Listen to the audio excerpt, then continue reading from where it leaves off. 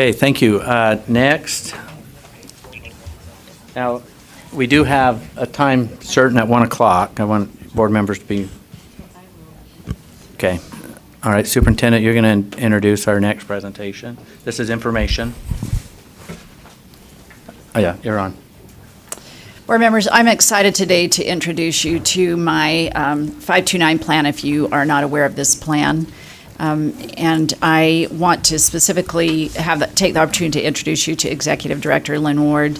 Director Ward has become a friend of mine and an ally in providing pathways for students to get to college and pursue higher education, and the My529 plan is a brilliant way to do that. I'm so grateful that our state has this opportunity, this plan, and I also appreciate the collegiality of Director Ward and the way that she has crossed aisles with me to think about how we can get this information out into schools.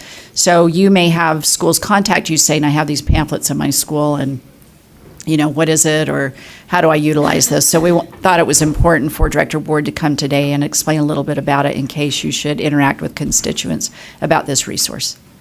Okay. Thank you, Superintendent. Thank you very much for allowing us to be here on your agenda today. To my right is Richard Ellis, our Senior Director for Compliance, Finance, and Investments. And to my left is Bryn Ramjaway. She's our Marketing Director.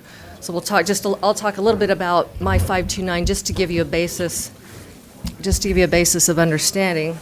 And then Richard will give you some more information, then Bryn will show you the brochures. So My529 is a program within the Utah System of Higher Education.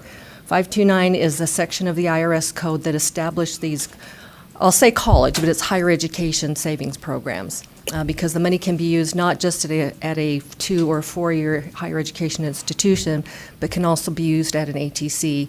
And then as of about a year and a half ago, Congress is allowing the money to be used at kindergarten through 12th grade at a private school up to $10,000 per year. The two big advantages of using a 529 plan, one is that there have been studies done that a child with a savings account is 3 times more likely to go on to advanced education, post-secondary education. And 2, there are hardcore factual tax advantages, both federal and state. So the money is growing what's called tax deferred, meaning as you earn interest or gains on your investment, you don't pay taxes on the gains. And then when you withdraw the money used for qualified higher education expenses, that's tuition, books, room and board, fees, at a public, private school, in-state or out of state, you don't pay taxes on the gains. And then the Utah State Legislature, in trying to incent our citizens to set up a plan and make contributions, have allowed a state tax credit for contributions up to a certain amount each year. So it's really great tax planning. It's a great way to encourage your children and grandchildren, other young people in your lives to save and think ahead for those post-secondary education expenses. You set the account up with us. We have over $14 billion of assets under management, meaning people have sent that much money to us, and it's grown to that level. We have almost 400,000 accounts. Hopefully in about a week, we'll be issuing a press release that we're at that 400,000 level. The accounts are owned by Utahns as well as non-Utahns because we're highly ranked. We're one of the 4 Morningstar gold-rated 529 plans in the nation. We have good investment offerings. Our fees are low because even though we've had great growth as a state employee, haven't not gotten a commission. So we're running the program for the benefit of families saving for higher education. So with that, I will turn to Richard.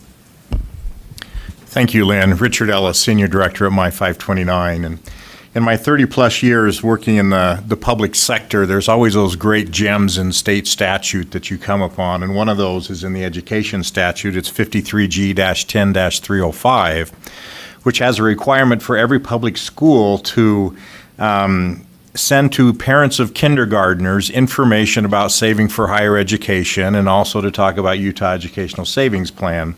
So to help support that, every year we print a brochure that we send out to every school. We print 300,000 of those. We don't just aim for kindergartners. We send it out through K through 6. bundle those into packets so that they can be distributed out, know how many go to a classroom. And so we contact every school out there. We have a letter that comes from the superintendent to the principals, another letter that goes to the principals to make them aware of this and help fulfill that obligation. And we incur all the costs of printing and that goes with that. Not only do we have the English brochure, but we've also translated it into Spanish because we have many populations where Spanish is necessary in their schools. So we can make those Spanish brochures available, and for those that may be using technology, something like Peach Jar to send information out, we can also make this available in a digital format. So we think it's important that we do that.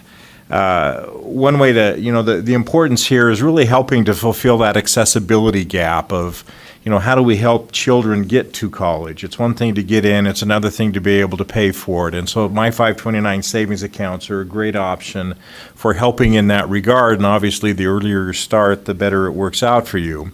You'll all be aware also of recent legislation where the Utah System of Higher Education will have college advisors in all the high schools. And we work closely with them and their programs, Utah Futures, and wanting to get information out that just talk about how do we finance higher education. And we think savings is an important piece of that. Unfortunately, the awareness is extremely low, not just in Utah, but across the country.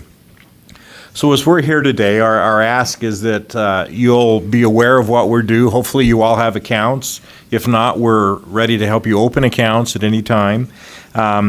To help encourage in your local areas, the superintendents, the principals, the schools, that they'll be involved not just with this backpack brochure that they'll be receiving, but they'll be thinking about this all the time in other ways that they can be engaged. We have a Make Your Mark bookmark contest in September that they can be a part of. And so any support that you can provide, we think is helpful. And we want to, of course, continue that partnership we have with the State Office of Education and with the superintendent and think of new ways of how we can enrich this partnership to make people more aware. So with that, we'll turn it to Bryn.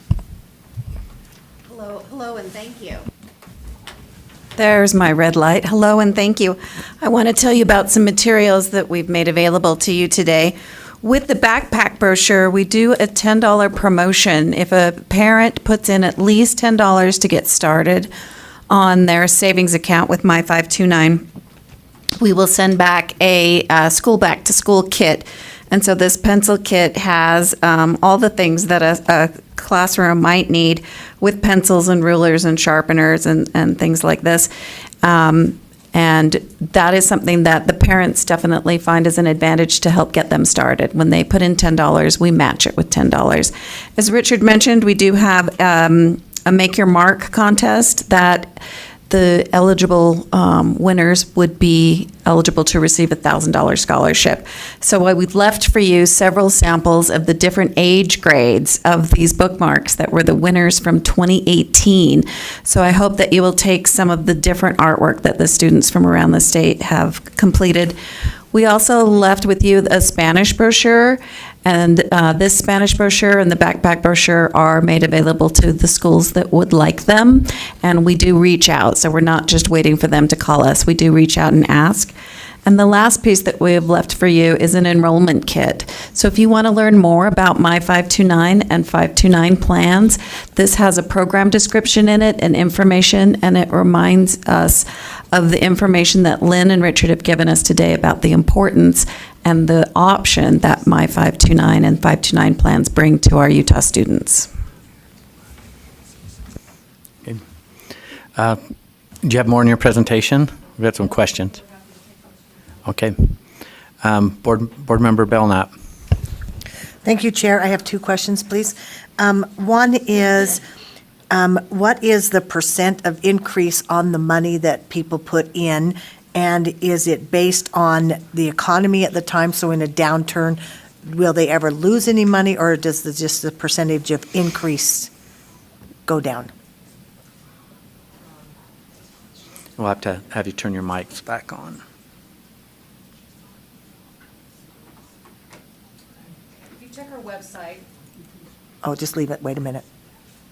If you check our website, go to the top bar, and there's a button that says Investment Returns. Depending on the investment, the investment option that has been selected, will determine the amount of money of a return. And so we don't give investment advice. We give a menu of 3 age-based options, choices, 7 static options, and 2 where you can customize your own allocation.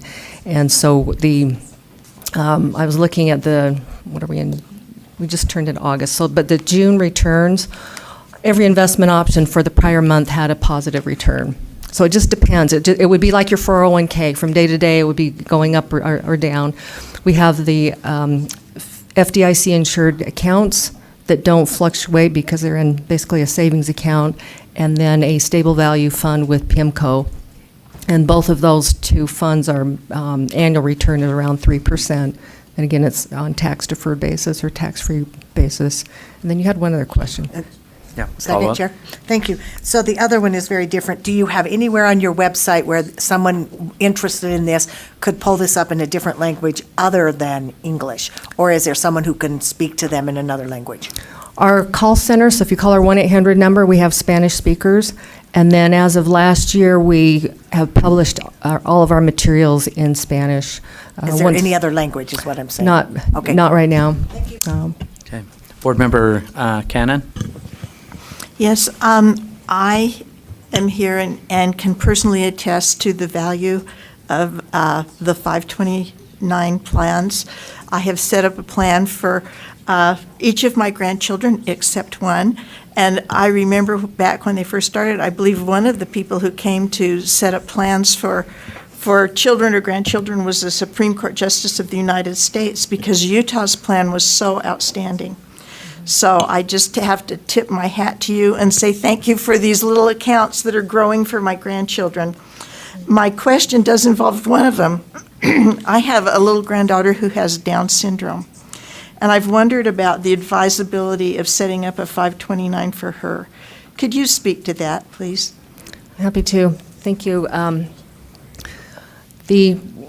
The funds, like I said, can be used for 2-year, 4-year institutions, but also applied technology colleges. The funds can be used for online classes. So the money can be used at any institution where federal financial aid can be used, such as a Pell Grant or a Stafford Grant. So the way you can find out about a specific institution is to look at the Department of Education website. They have a list on there. Specifically to people who have challenges, whether physical or mental or otherwise, you can set up an account with us, and then at the point in time where you think that the funds cannot further be used, you can roll those monies into what's called an ABLE account. And the Department of Workforce Services, they don't manage those accounts, but what the state legislature has said is that you can have an ABLE account or a 529A account with another state who has set up that kind of program. And the legislature has given the state tax credit benefit for contributions into that account. And you can so if you have money left over in an account with us, you can roll that money over into the ABLE account and still have the tax credit. Okay, will you just spell out what kind of account that is you're saying, an Enable account? ABLE, A-B-L-E. Okay. It's an acronym for Achieving a Better Life Experience account. Thank you so much. You're welcome. If you'd like to talk to me directly, just please give me a call, too. Thank you. Board Member Lear? You mentioned that these accounts can be used for private schools, K-12. Can they be used for parents to pay fees in public schools? Would that be consistent with the federal guidance?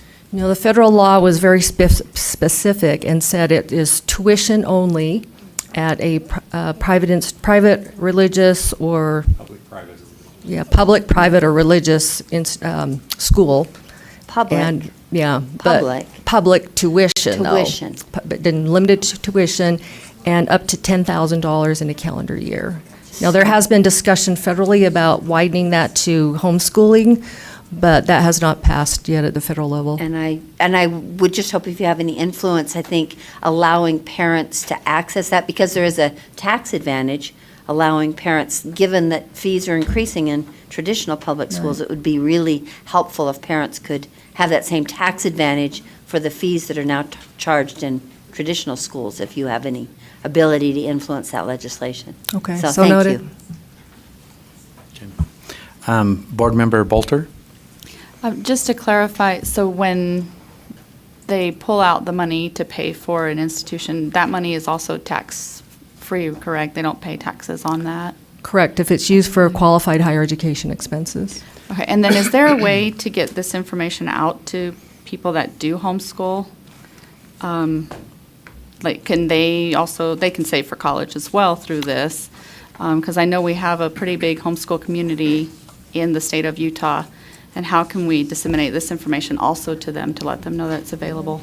We do attend the homeschool conference, and we do, if we try to use public advertising. We do try to attend that conference. We do try to maintain any kind of information that we can gather on mailing lists, and we try to make awareness through parent, teacher, and other education public forums. So we are certainly trying to make sure that those homeschool parents and teachers know about the My529 option. Great, thank you. I'm not seeing any other questions or comments from board members. Do you have something to wrap up, or you? No, we're just, if you have ideas of populations for us to contact, please let us know. And we're happy to answer any questions. Call me personally. Just call our 1-800 number and ask for me, Richard, or Bryn.